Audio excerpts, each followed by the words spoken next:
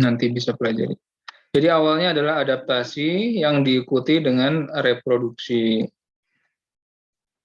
Antara production. Jadi setelah dia beradaptasi, si kumbangnya tadi kan ya, dari serangan burung ya kan, dia bereproduksi bertambah banyak gitu kan ya, membentuk koloni begitu dan seterusnya. Asumsikan ini adalah brown beetles. Oke. Nah, berarti jawabannya adalah C ya. Kalau yang D itu kan dog that has been bred to have short hair, otomatis yang dilakukan oleh manusia gitu. Lanjut. Which of the following is the best definition of natural selection? Oke. Tadi Bapak habis sampaikan ya. Yang mana nih? Coba bantu jawab. Every organism has special features that allow them to survive in an environment. Bisa jadi ya, masuk ke adaptasi. Tapi apakah sudah lengkap? Kita lihat. Organism better adapted to their environment tend to survive, reproduce, and produce more offspring. Lebih lengkap? Gimana menurut kalian yang B? Apakah ini best definition? Kita lihat yang C ya. Over many years, organism change their features so they can better survive in a certain environment. Jadi dia berganti sendirinya gitu kan ya. Apakah pengertian dari natural selection? Tidak ya. Kemudian yang terakhir, karakteristik are passed from one generation to the next that offspring have similarities to their parents. Kenapa enggak? Kenapa kalau misalnya sifat yang sama itu bisa mengurangi kemampuan untuk bertahan hidup suatu individu? Kenapa, Bu? Kenapa apa? Kenapa sifat yang sama, misalnya dari orang tua nih, menurunkan sifat yang sama ke anaknya, kalau misalnya sifat tersebut diturunkan terus dan tidak berubah, itu bisa mengurangi kemampuan untuk bertahan hidup spesies tersebut. Pertanyaan Bapak, kenapa? Oh, kalau di hewan gitu, Pak. Di hewan? Mungkin karena predatornya jadi terbiasa gitu. Betul ya. Jadi kalau misalnya nih, kalian main game, lawannya itu doang, bosen nggak tuh? Bosen ya? Kayak gitu. Makanya di dalam game ya kan pasti ada namanya level. Ketika kalian lagi naik level, kalian akan berhadapan dengan musuh yang levelnya setara dengan kalian lagi. Kalian naik lagi, ada musuh lagi. Bahkan ada bosnya dan seterusnya gitu kan ya. Jadi biar apa? Biar seru. Biar seru. Biar kalian istilahnya bisa adaptasi, betul nggak sih? Bisa ngalahin sampai ke puncak game tadi. Atau ke puncak natural selection. Siapa yang bertahan, dia yang akan menang. Begitu kan ya? Sama. Seperti natural selection kayak game. Kalau kalian pernah nonton Hunger Games, ya kayak gitu. Those who survive, ya will be the winner gitu kan ya. Seperti itu. Atau sebutnya dengan survival of the fittest. Julukan dari natural selection ya. Yang paling cocok dengan lingkungannya, dia akan bertahan, begitu kan ya, dan kemudian akan lanjut. Makanya gitu kan ya, kalau kalian ingin bertahan ya, istilahnya untuk berprestasi dan sebagainya, harus out of your comfort zone. Oke. Oke, ini kita pas banget ya, belum bahas tentang natural selection. Kita akan bahas tentang natural selection di sini. Pas banget. Charles Darwin, kalau kalian tahu Charles Darwin itu yang menciptakan teori evolusi pertama kali gitu kan ya, yang nyusun bukunya. Namanya bapak buku, namanya lupa. Was an English naturalist or biologist. He devised the theory of natural selection after visiting Galapagos Island. Jadi ada suatu pulau gitu ya, Pulau Galapagos kalau nggak salah, di daerah mana ya? Ya pokoknya ada pulau lah yang benar-benar terisolasi gitu kan. He observed the finches itu sejenis burung ya. that were found on the island and made sketches of their features. He also recorded the kind of environment they live in, their big shape, and their diet. Shown below are some of the finches. Nah, si Darwin ini keliling pulau nih, gitu kan ya, untuk mengidentifikasi burung finch, gitu kan ya. Nah, dia melihat gitu kan ya, mencatat bahwa ada berbagai macam variasi dari burung finch tersebut. Ada, perhatikan di sini, ada yang paruhnya besar, ada yang paruhnya kecil, ada yang paruhnya runcing dan sebagainya gitu kan ya. Kemudian dia tuliskan dalam bukunya bahwa yang paruh besar ini cenderung vegetarian gitu kan ya, full eaters misalnya. Kemudian paruhnya yang kecil misalnya itu adalah insect eaters, pemakan serangga. Kemudian ada yang kayak lancip, runcing, dan agak panjang, dia cactus eaters, dan seterusnya. Nah, based on his theory of natural selection, what did Darwin think led to the variation between finch species? Oke, kita bahas satu-satu. The beaks of the finches change shape depending on the food type that was available. Apakah itu? Kita lihat ya, yang B nih, ini agak mikir. The beak shape between finches was always different. Okay. The finches with the beak shape suited for their diet could survive in that environment. Okay, yang D, the beaks of the finches change shape depending on the habitat they lived in. Oke, kira-kira kalau kalian jadi Darwin gitu kan ya, itu milih yang mana nih? Kepikiran yang mana? Ketika melihat, ada beda-beda nih burung-burungnya. Gimana, Vi? Yang C. C ya? Oke, yang C. Finches with the big shape suited for the environment could survive in that environment. Betul ya? Jadi sebenarnya finch itu udah banyak variasinya tuh. Ya kayak gini variasinya. Ada yang panjang, ada yang pendek, dan sebagainya di pulau tersebut. Nah, namun gitu kan ya, misalnya vegetarian tree finch cenderung akan menuju ke habitat yang cocok sama dia misalnya. Dan kemudian dia bisa bertahan di situ. Atau sebaliknya gitu kan ya, semuanya ada di satu tempat, tapi gitu kan ya, contohnya yang di pohon, yang akan bertahan di pohon itu hanya yang vegetarian tree finch gitu kan ya, karena yang seed eaters itu akan pergi kemana misalnya kan ya, large ground finch, jadi menunggu di bawah misalnya, apalagi yang cactus ya, yang nyariin kaktus berarti yang berada di daratan gitu kan ya, dibanding dia nongkrong di pohon, di pepohonan. Betul ya, jadi finches with the big shape. Jadi kalau misalnya dari lahirnya udah panjang seperti ini, nggak akan berubah gitu kan ya. Masa tiba-tiba paruh yang pendek, tiba-tiba langsung jadi panjang, gitu kan ya. Itu kalau misalnya itu mindset evolusi yang salah. Jadi evolusi itu bukan perubahan secara singkat, gitu kan ya. Kayak Digimon misalnya, jadi Agumon, jadi Greymon. Itu mindset evolusi yang salah ya. Sedangkan evolusi yang benar adalah disebabkan oleh natural selection tadi. Di suatu tempat, ini semua finch ada nih. Nah, yang bisa bertahan di habitat itu, dia yang akan mendominasi nantinya. Gitu ya.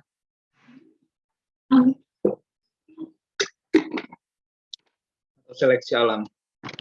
Alam keras, Pak. Iya, makanya di dunia istilahnya nanti kalian harus semangat ya untuk berprestasi. Lanjut. Ini masih seru bahas tentang genetika ya sama natural selection. A family wanted a cat, but due to allergies, they wanted a cat that shed the less amount of hair. Shed itu artinya ya rontok ya. Jadi shed itu rontok atau ya gitu. Bulunya lepas. They also wanted a cat with a calm personality. Jadi ada suatu keluarga, dia pengen kucing. Tapi karena ada alergi, dia itu pengen kucing yang bulunya itu nggak lepas-lepas. Maksudnya yang nggak gampang lepas bulunya ya. Dan juga yang kalem, nggak neko-neko, nggak manjat-manjat, ya kan. Kerjanya mungkin kucingnya tiduran dan sebagainya. Oke, Which cat should be breeder? Select to the parents of the requested cat. One.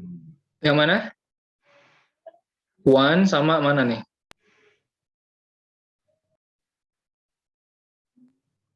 One.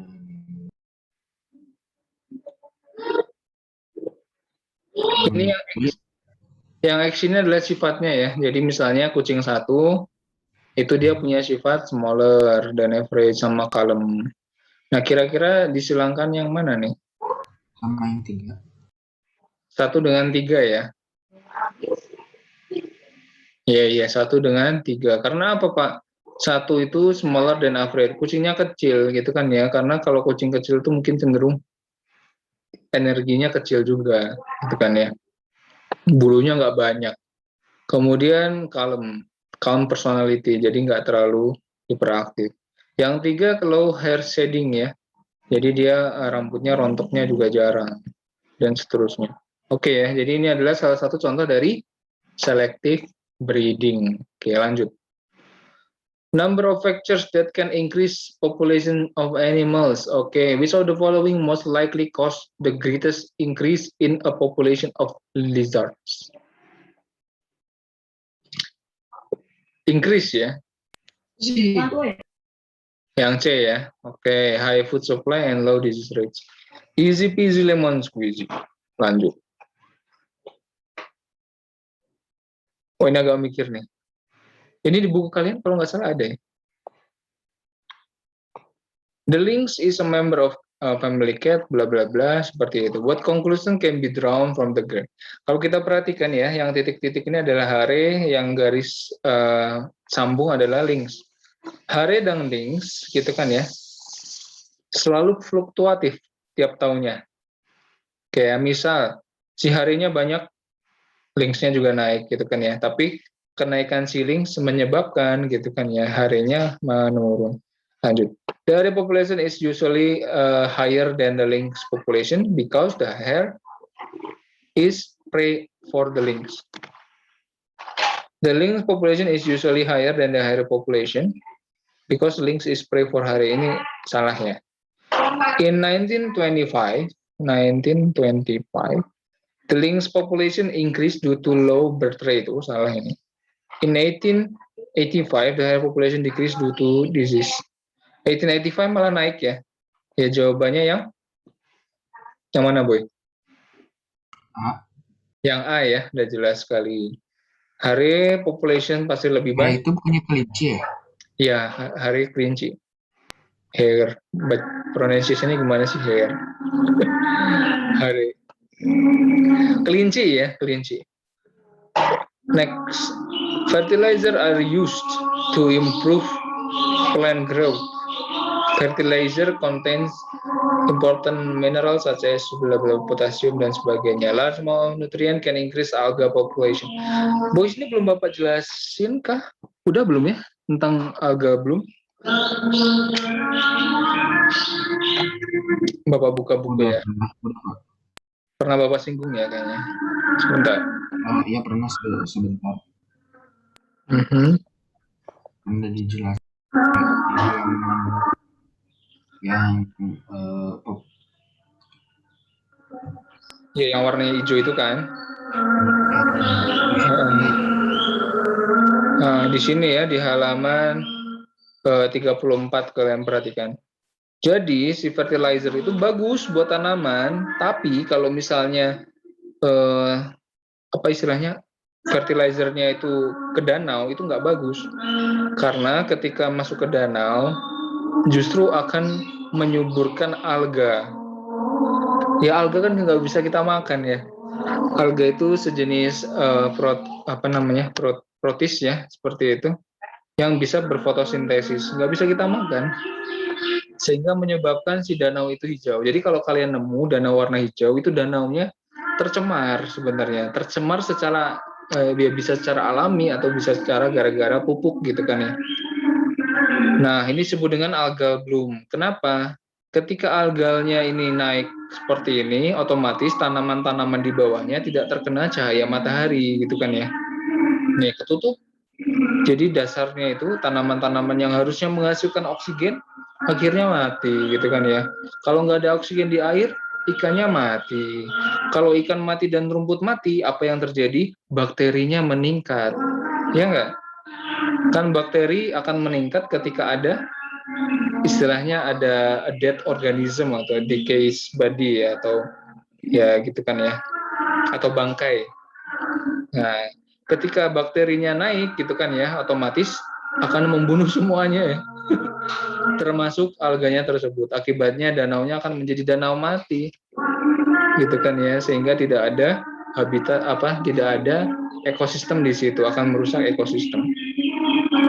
Contohnya ya, ini alga bloom seperti ini. Katanya sih Black Sea juga ada alga bloomnya yang warna agak, ini harusnya warna kehijauan. Di sisi-sisi sini ada alga bloomnya. Oke ya, kita kembali lagi ke soal. Nah, masih ingat gak nih? Kita urutin ya, the following of series of events that can affect algae population. 2 dulu, 3 dulu nih? 2 dulu. 2 dulu ya, lanjut. Terus 3, nutrient fertilizer increase rapidly. Kemudian 1 dulu atau 5 dulu? 5, 1. Oke, 5 dulu ya, alga block 1. Kemudian yang terakhir baru 4. Oke, animals di sini ya fish, kemudian water animals lainnya. Lanjut. Kayaknya Bapak pernah jadiin soal juga ini ya. Ini bisa ya, coba Bapak cari yang agak susah. Ini mudah tentang faktor.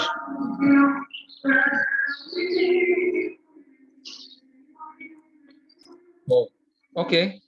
Kita lihat ya, ini adalah kaitannya dengan air, water conservation.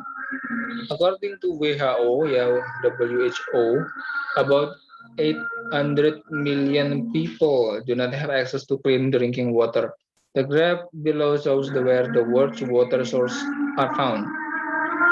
Total global water dari ocean banyak banget ya, 96,5%.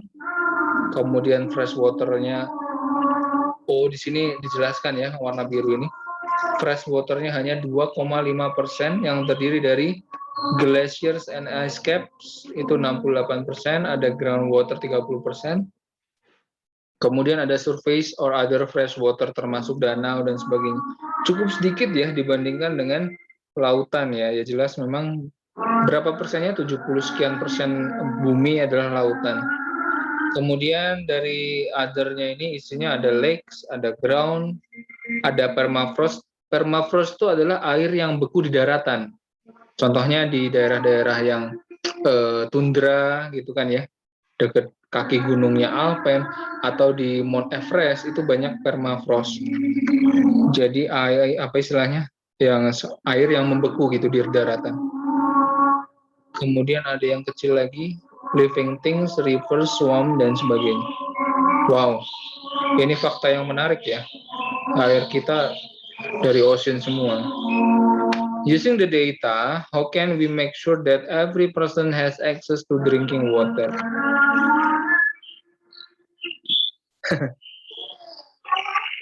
People can drink water from the oceans. Okay, let's see. Melt the frozen glacier and ice caps because this is the largest source of fresh water. Melt ground ice. Tadi. Huh? Gampang sekali sebenarnya. Ya, jawabannya adalah yang D. Karena yang bisa digunakan oleh manusia hanya ini nih, groundwater, lake sama rivers gitu kan ya. Kita minum ocean, waduh, bisa bahaya gitu kan ya. Karena airnya sangat asin gitu. Oke, yang D ya, seperti itu. Waduh, ini apa lagi nih? Oh, menarik nih. About 60% of Jakarta's resident yang tinggal di Jakarta nih ya. Ini adalah fakta nih. For their water source, okay. Other sources of water comes from rivers, lakes, and springs. Using so much groundwater, along with their factors is causing Jakarta to sink into the ground. Jadi kalau misalnya nih groundwater itu air dalam tanah ya, disedotin terus, itu daratannya akan turun, gitu kan ya, seperti itu. Jadi kayak Jakarta akan semakin rendah daratannya gitu kan ya. Apalagi dekat laut, itu air laut bisa masuk dan akhirnya banjir di mana-mana. The sinking soil makes it harder for the water to flow out into the ocean. Jadi ada istilahnya cekungan begitu kan ya, sehingga menyebabkan air ini, makanya Jakarta bisa banjir kan dekat laut ya, gitu kan ya. Jadi ada cekungan yang menyebabkan airnya tertampung sehingga terjadi banjir ya. The increase the chance of flooding in Indonesia's capital city, especially during the rainy season. What could be the possible reason why Jakarta residents keep using so much groundwater, even if it is causing the city to sink?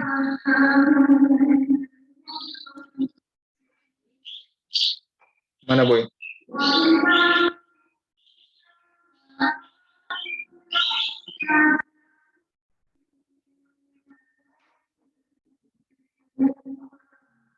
Ada yang bisa jawab? A, B, C atau D nih?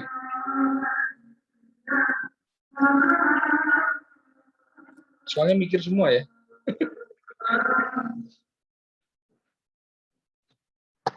It is the easiest way to get clean water, gitu kan ya. Dari mana lagi paling gampang? Dari air tanah lah, gitu kan ya, dibor. There is no other source. Ada, gitu kan ya. Air dari mana? Dari tampungan hujan, dari air laut yang diolah misalnya. Coba kita bisa olah air laut menjadi air minum. Coba kalian temukan alatnya ya. Misalnya gelas atau botol gitu ya, kalian masukin air laut, kalian bersihin, bisa jadi air minum. Kan udah ada ya, kalau kalian tahu, jadi ada botol gitu yang bisa ngefilter air kotor menjadi air jernih lagi. Bapak namanya apa ya? Bapak lihat film dokumenter itu, jadi ada botol, kalian masukin air yang kotor, yang berlumpur, dia akan bisa memisahkan lumpur tersebut dan kemudian jadilah air yang bersih. Keren. Jadi project nih, bagaimana mengubah air asin, air laut, ya kan, menjadi air minum secara efektif. Belum ada. Conserving water can ensure that the less water is wasted every year. Ini easy ya, ya udahlah. Ya, spend less time in the shower. Kayak jangan lama-lama di kamar mandi ya. Cukup secukupnya aja menggunakan air. Food web dan sebagainya, ini mudah ya. Coba Bapak cari yang natural selection tadi karena kita belum terlalu bahas. Besok insya Allah kita akan coba latihan-latihan soal, gitu kan ya. Mungkin dari quizzes ya, biar kalian tambah mantap. Chain. Oke, ini boleh nih. Which of the following is not the effect of fertilizer pollution in water? Yang mana, boy? Tadi kita udah bahas. Increase growth of water plants and algae known as algal bloom. Tapi not ya. Underwater plants die because of not getting light energy. The number of decomposers or bacteria ya, increase significantly. Or the fish of fish increase because there is plenty of oxygen in the water. Jawabannya?